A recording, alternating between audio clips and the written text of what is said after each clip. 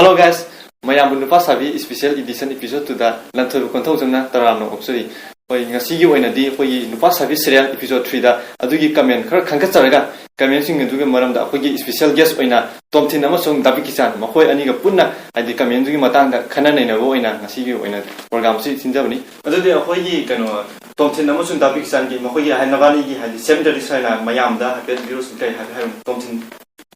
ngasi gi yengbi viewers singu hamamakta khurumjari ai sama tomthin okram khongjom dagi dabi kisan gi mayam hamamakta yengbi viewers singu komno khurumjari ai gaming ikichan ai lefamna ko baithet ado ngasi gi mayam punna hai dabi kisan ga una bagi tomthin una bagi farwin misida mayam ngasi gi oina kari kari hezang ga tabi hakya ga ro ji ti dam dai matam hai kalen ka ga sangra pata nei na mutan jan haw ji ai di kangsoi ga kanghau ga chara ga lai kangsoi ga bona tomthin di kai gi sa ai je je henjang je po on tawre ngasi de ai do haw ne ba ai di ningam winter di kwai di chana benjang ni dabi jana hoi kano je comment je hoi first service episode 3 je sidagi top ka haidi comment khar khangka charaga sigi matung da haidi tomthing da bi changi wakhang da haidi moi leiba mo to adu gi matang ne aham da hoi gi aham comment je vivek luwang na mana piro comment ka kai hai matung da storyline episode khuding phajabe hele nupa sabi haidi sigi storyline je sidagi da phajabe heklan adu sigi matang da habi da bi jana haidi mayam vivek luwang da haning baje sigi matang habi Vivek Luwang wo ahan mamakta dhagat phongduk chari koi episode sing sibu thawai tana yengbi bagi damuta ado koi episode si kai haga da bano adi am thawai tana yengbi bagi amukal khanna dhagat phongduk chari yam da nungai bi hilse ahan badadi episode 1 to the koi kitang ahan boy bagi kitang keno tawe acting je kitang wat pa ado sum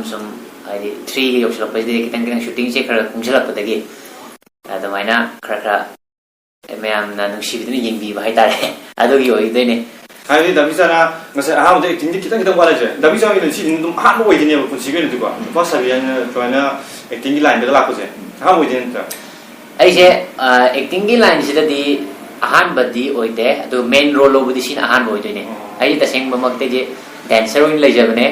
ada dancer dagi ai direction bibi ba ravi konthau jamsina thengna badagi mana sumaina web series ama tausen haibdagi ada sumaina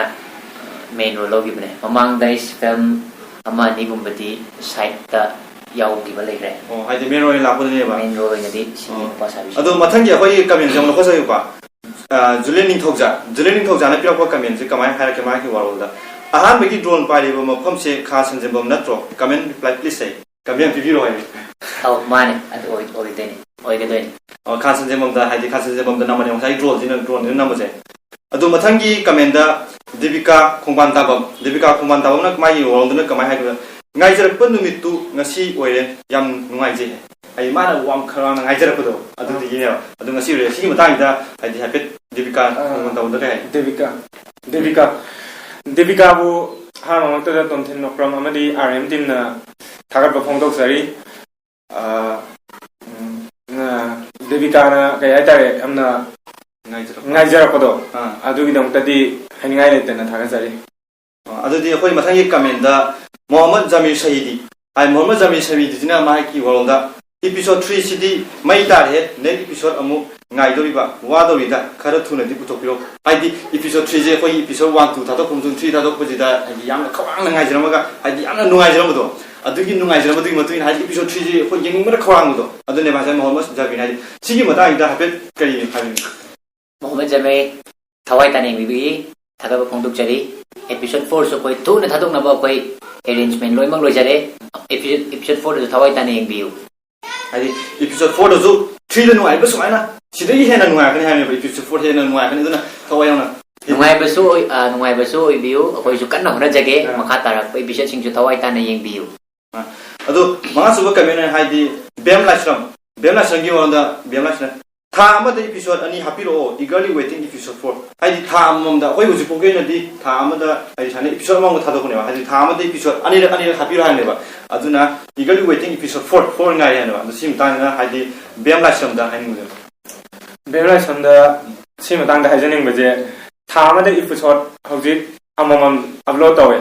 ꯑꯗꯨ ꯉꯥꯏꯕ ꯋꯥꯔꯦꯕ ꯑꯗꯨꯕꯨ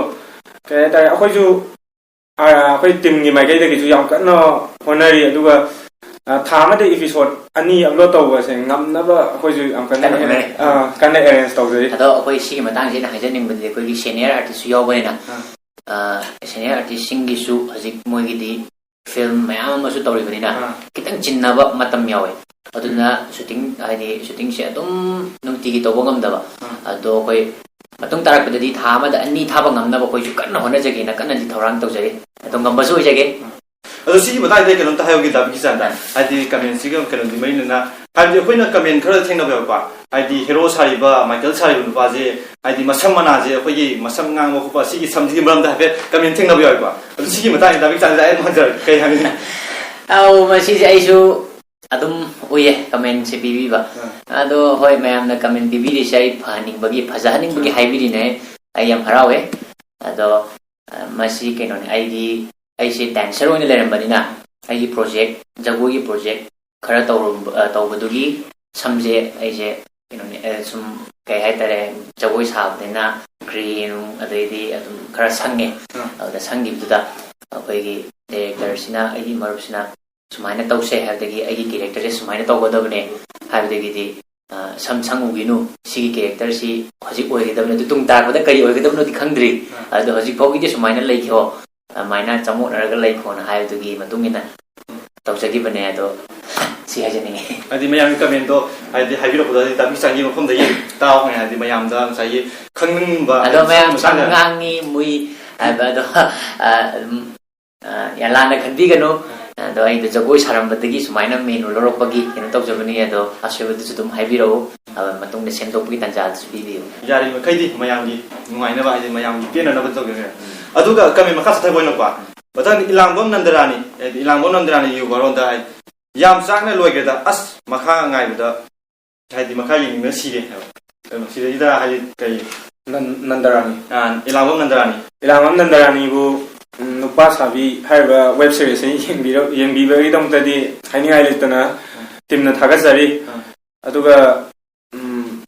ꯃꯥꯒꯤ ꯍꯥꯏꯕꯗꯣ ꯑꯩꯈꯣꯏ ꯌꯥꯝ ꯆꯥꯛꯅ ꯂꯣꯏꯒ꯭ꯔꯦꯗ ꯑꯁ ꯃꯈꯥ ꯌꯦꯡꯅꯤꯡꯕꯅ ꯁꯤꯔꯦ ꯍꯥꯏꯕ ꯌꯥꯝ ꯆꯥꯛꯅ ꯂꯣꯏꯒ꯭ꯔꯦ ꯃꯈꯥ ꯌꯦꯡꯅꯤꯡꯕꯅ ꯁꯤꯔꯦ ꯑꯗꯣ ꯑꯩꯈꯣꯏꯁꯨ ꯈꯪꯗ꯭ꯔꯤ ꯀꯩ ꯇꯥꯔꯛꯀꯗꯕꯅꯣ ꯑꯩꯈꯣꯏꯁꯨ ꯃꯈꯥ ꯇꯥꯕꯗꯣ ꯀꯩ ꯇꯥꯒꯗꯕꯅꯣ ꯈꯪꯗ꯭ꯔꯤ ꯃꯌꯥꯝ ꯄꯨꯟꯅ ꯉꯥꯏꯃꯤꯟꯅꯁꯦ episode 4ꯗ ꯃꯌꯥꯝ ꯄꯨꯟꯅ ꯉꯥꯏꯃꯤꯟꯅꯔꯁꯤ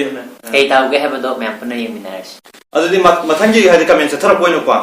ꯅꯣꯡꯊꯣꯡꯕꯝ ꯂꯣꯌꯥꯉꯥꯟꯕ ꯍꯥꯏꯗꯤ ꯅꯣꯡꯊꯣꯡꯕꯝ ꯂꯣꯌꯥꯉꯥꯟꯕꯒꯤ ꯀꯃꯦꯟꯇ ꯀꯩ ꯍꯥꯏ beautiful ꯁꯦꯔꯦꯞ looking forward to see episode 4 soon ꯍꯥꯏꯗꯤ ꯂꯥꯛꯏꯕ ꯁꯤꯔꯤꯌꯦꯜꯁꯦ ꯌꯥꯝ ꯐꯖꯩ ꯑꯗꯨꯒ ꯍꯥꯏꯗꯤ episode 4 ꯉꯥꯏꯔꯛꯄꯩꯅꯦꯕ ꯑꯗꯨ ꯍꯥꯏꯗꯤ ꯁꯤꯁꯤ ꯑꯗꯨꯝ ꯍꯥꯏꯐꯦꯠꯇꯤ ꯍꯥꯏꯗꯤ ꯃꯃꯤꯡꯗꯣ ꯀꯩꯅꯣ ꯅꯣꯡꯊꯣꯡꯕꯝ ꯂꯣꯌꯥꯉꯥꯟꯕ ꯑꯩꯈꯣꯏꯒꯤ RMꯒꯤ ꯃꯥꯏꯀꯩꯗꯒꯤ ꯊꯥꯒꯠꯄ ꯐꯣꯡꯗꯣꯛꯆꯔꯤ ꯊꯋꯥꯏ ꯇꯥꯅ ꯌꯦꯡꯕꯤꯕꯒꯤ episode 4ꯁꯨ ꯑꯩꯈꯣꯏ ꯊꯨꯅ ꯊꯥꯒꯠꯅꯕ ꯇꯧꯖꯒꯦ ꯍꯦꯟꯅ ꯐꯖꯅꯕꯁꯨ ꯇꯧꯖꯒꯦ ꯃꯈꯥ ꯇꯥꯅ ꯑꯗꯨꯝ ꯌꯦꯡꯕꯤꯌꯨ ꯁꯤ ꯋꯦꯕ ꯁꯤꯔꯤꯁꯁꯤꯕꯨ ꯂꯣꯏꯗ꯭ꯔꯤꯐꯥꯎꯗꯤ ꯁꯞꯄꯣꯔꯠ ꯇꯧꯕꯤꯌꯨ ꯑꯗꯣ ꯑꯩꯈꯣꯏ ꯀꯃꯦꯟ ꯃꯔꯛꯇ ꯑꯃꯇꯪꯒ ꯍꯪꯖꯩ ꯀꯩꯅꯣꯗ ꯍꯪ ꯇꯣꯝꯊꯤꯟꯗꯩꯅ ꯇꯣꯝꯊꯤꯟꯁꯦ ꯑꯩꯈꯣꯏꯒꯤ ꯀꯃꯦꯟ ꯈꯔꯗ ꯑꯗꯨꯝ ꯊꯦꯡꯅꯕ ꯌꯥꯎꯋꯤ episodeꯀꯤ ꯍꯥꯏꯕꯗꯤ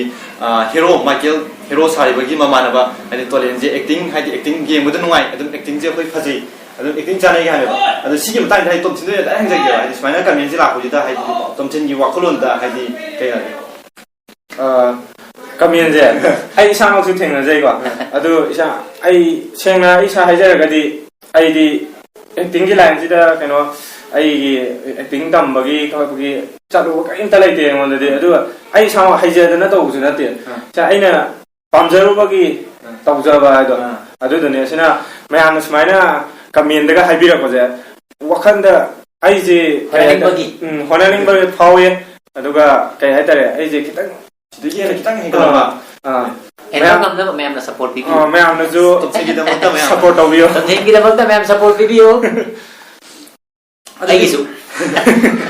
ꯀꯩꯅꯣꯒꯤ ꯑꯗꯨꯗꯤ ꯃꯊꯪꯒꯤ ꯀꯃꯦꯟ ꯑꯃ ꯂꯧꯈꯠꯆꯒꯦꯀꯣ ꯃꯊꯪꯒꯤ ꯀꯃꯦꯟꯗ ꯋꯤꯅꯤꯖꯥꯟꯂꯣꯡ ꯍꯥꯏꯗꯤ ꯋꯤꯅꯤꯖꯥꯟꯂꯣꯡꯒꯤ ꯋꯥꯔꯣꯟꯗ ꯍꯥꯏꯗꯤ ꯑꯩꯁꯦ ꯗꯇꯥ ꯂꯣꯏꯁꯤꯜꯂꯛꯄꯩ ꯅꯦꯠ ꯁ꯭ꯂꯣ ꯑꯣꯏꯌꯦꯅ ꯍꯌꯦꯡ ꯌꯦꯡꯒꯦ ꯇꯧꯕꯅꯦ ꯋꯥꯆꯦꯞ ꯁ꯭ꯇꯦꯇꯁꯇ ꯋꯥꯏ ꯆꯥꯏꯔꯦ ꯐꯖꯩ ꯉꯥꯛꯇ ꯑꯦꯐꯕꯤꯗ ꯌꯦꯡꯉꯨꯏ ꯅꯨꯄꯥ ꯁꯥꯕꯤ ꯇꯧ ꯂꯩꯔꯝꯃꯦ yeng mandana hotspot thadolaga yengine yam phaje haiba nupa sabi team nungai je haidi kano Veneza long ye haidi magi wal ta da khoi nupa sabi team yuna di haidi jam song mai ba ne ka haidi asu haina yengi bida smaina nungai ka hayo je khoi du nungai je ho paita sigi matang ida Veneza long da ka haiming je Veneza long bu akhoi gi RM gi market de gi amuka hana taram haidi thagat pa phongduk chari thawai tan hing bagi ado we ID data ga loiraga ga wifi da sammaga yingbi base ta khoi di yang hona ning bagi thongna ma di bibi sumaina comment se adegi negative na to positive oina sumaina khoi da thawai yauna ba ko khoi soina ma ga su kita henga ID hengkal na ba ko khoi da thongna hapa sumba comment bibi da kui da makta thagat ba phongduk chari tim aduga mathangi comment mathangi AWWT UGS hadi ma ki warna no pada sidore tawise oza si su ya he asem bagi ama tang theng na di mani hadi lupa sabi episode 3 ki oza hadi mai jam ngai ba tam hoi chang yo da adu sidai da kan AWWT UGS da hadi ka ba si matang da hin muje khoi na hajaning base akhoi se hadi serial se dum mayam dagi kitang top ama tawge na su khomai sumaina haine ye bagi director amadi bagi story bi ba mamani moini sina haidi kitang mayam de kitang na thairaga kitang nokpa haidi mayam da su ngatang office chatluraga thabak chatluraga atang awa pathana boina ngatang yum da leide yin bada nungaina ba awa adumaina toraga sinniba oiba male amon da su dumain haibire do kitang si comedy line do ina kitang changjan si haida mai tawgi bane do episode 4 da su dum nokane habgi asa tawe hadi nok su no ko wai nu ai hadi pani mayam ge episode 4 da su mayam nok poi binasi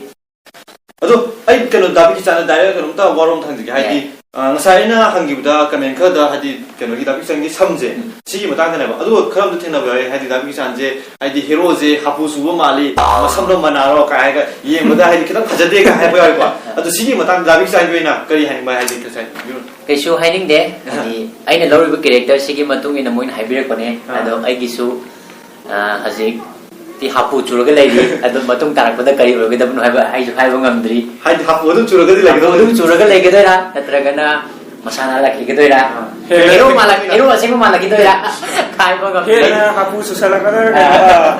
hadi kamen to sai la kadri ba mai ro hadi tau ko de ado si mayam punna hadi hero je hapu dum churaga lagi gedera fajar kada jo mayam punna dum ngai na jai punna ngai de si oh punna ngai na loi pho ko di yeng bi hadi sai hero ji sam na ta hapu su ba ma ki character ji kamai to ke hai do ado aroi bi kamen jam tan Suchitra luang ji kamen da hero se accident thok tore hero je accident thok tore hadi jo thik lo samda hero je accident thok tore hero ma samak na khum biro thok tore si hero ji accident thok toira aduga kai to godoi no haibdo ai su khangdri ado mayam episode 4 da punna akoi shooting budi haujare 4 gi 4 lo silakadore adugi matik ti namba haujadri ado hauraga su aina hairaga di amu yengbada value le roi duduna mayam punna episode 4 gi do accident thokra kai to bunu haibdo punna yeng ai mayam si khanging ni baje numituda ina charage मैं आंध्र पाको में मैं चंचा लगे